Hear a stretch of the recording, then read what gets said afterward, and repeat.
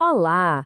Vamos mergulhar hoje num processo que, olha, é a verdadeira espinha dorsal da segurança de qualquer empresa, mas que muitas vezes fica ali meio escondido: a governança de acessos. A gente vai focar especificamente no ciclo de vida JML, que é Joiner, Mover e Leaver. Basicamente, o que acontece com as permissões de uma pessoa do primeiro até o último dia dela na companhia. Para começar, vamos pensar numa coisa. Quando alguém muda de cargo ou simplesmente deixa a empresa, o que acontece com todas as chaves digitais dessa pessoa?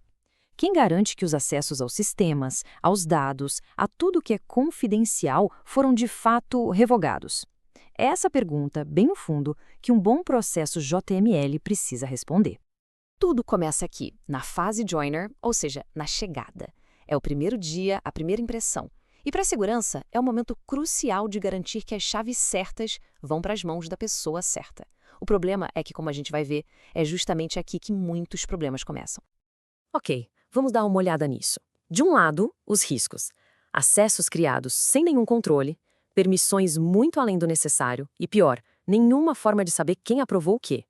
Do outro lado, os controles. Para combater isso, um fluxo de trabalho obrigatório, perfis baseados na função da pessoa e a geração automática de evidências para qualquer auditoria. A diferença entre os dois lados é, assim, gritante. E o mais interessante aqui é ver como esses riscos acontecem no dia a dia. Sabe, um usuário pode ser criado na correria, sem a aprovação formal do gestor.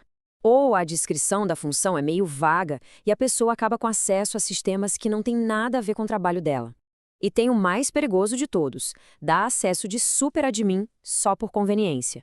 Isso não é só uma chave extra, é a chave mestra do prédio inteiro. É abrir um portão gigantesco para problemas no futuro. Então, como é que se resolve isso? O segredo está em duas palavras: automação e padronização. É preciso implementar um fluxo de trabalho que seja obrigatório, onde nada acontece sem as aprovações certas, usar o conceito de RBAC, que é o controle de acesso baseado em função, para que cada cargo já venha com um pacote de permissões pré-definido, e, por fim, garantir que cada passo do processo gere um registro, uma prova que possa ser auditada. Agora, a gente vai para a segunda fase, a da mudança, ou move. Essa aqui é talvez a etapa mais subestimada de todas. Uma pessoa é promovida ou muda de área. Parece simples, né? Mas, em termos de acessos, é como trocar todas as fechaduras de uma casa, enquanto a pessoa ainda está lá dentro, e ter certeza de que nenhuma chave antiga vai funcionar mais. E aqui o conflito fica bem claro. O maior risco, muitas vezes por pura pressa ou falta de processo, é o acúmulo de acessos. A pessoa mantém as permissões antigas e simplesmente ganha as novas. Isso pode criar violações sérias de segregação de funções e deixar um monte de perfis antigos ativos sem necessidade. Os controles são diretos: revisões automáticas, recertificação pelo novo chefe e, de novo, um bom sistema de perfis por função. Esse acúmulo de acessos tem até um nome chique: Access Creep. É como se a cada mudança de cargo a pessoa ganhasse um novo molho de chaves, mas nunca devolvesse o antigo. Com o tempo, ela acumula tanto poder, tantos privilégios que viram alvo valiosíssimo para ataques, além de violar um monte de princípios de segurança e conformidade. E o que é essa tal de segregação de funções ou SOD? De um jeito bem simples, é uma regra para evitar que a mesma pessoa possa, por exemplo, criar um fornecedor no sistema e, ao mesmo tempo, aprovar o pagamento para esse mesmo fornecedor. É um pilar fundamental para prevenir fraudes e erros. Certo, e como a gente resolve isso na prática? A solução é colocar a responsabilidade no lugar certo. O processo não pode ser passivo. Assim que o RH confirma a mudança de cargo, o sistema tem que, disparar uma revisão automática. Aí o novo gestor tem que recertificar cada acesso, confirmando o que é necessário para a nova função. Mas isso só funciona, claro, se os perfis de acesso estiverem bem organizados desde o início. Chegamos na fase final e, sem dúvida nenhuma, a mais crítica: a saída, o leaver. Aqui a margem de erro é zero. Todas as chaves digitais precisam ser coletadas e de forma imediata e completa. Qualquer falha nesse processo é um risco ativo direto para a organização. A fonte original não podia ser mais direta. Este é, de longe, o maior risco de todos. E por quê? Porque um ex-funcionário com acesso aos sistemas é uma vulnerabilidade ativa. E isso é simplesmente inaceitável. Os riscos aqui são gravíssimos. Contas que ficam ativas dias, às vezes semanas, depois do desligamento. Acessos de administrador que são esquecidos e as famosas contas órfãs, que ninguém mais sabe de quem são. Para combater isso, os controles precisam ser rápidos e automáticos. Um SLA de desativação bem rígido, integração com o RH e relatórios constantes para achar qualquer problema. E aqui a gente vê os perigos de forma bem concreta.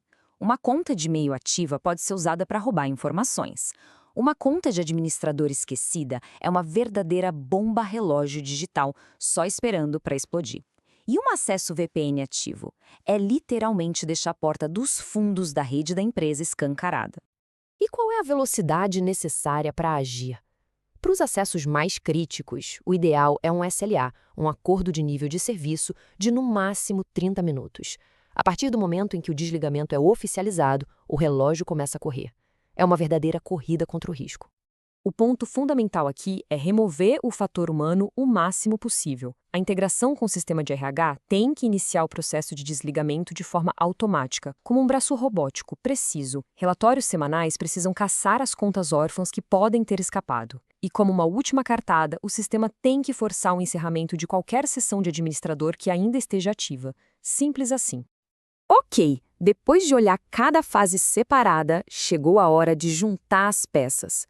O JML não são 3 processos isolados. Na verdade, é um único fluxo contínuo e seguro que acompanha toda a jornada de uma pessoa dentro da empresa. E este aqui é o fluxo ideal, em 6 passos. Tudo começa com uma solicitação formal, passa por uma aprovação bem clara, leva ao provisionamento do acesso, depois entra num ciclo de revisão periódica, é desprovisionado quando não precisa mais e, o mais importante, cada etapa gera evidências que podem ser auditadas. É simples, lógico e, acima de tudo, seguro. Para fechar esta análise, fica uma reflexão. O processo de gestão de acessos de uma organização funciona como um portão seguro, com controle, com registros, com lógica?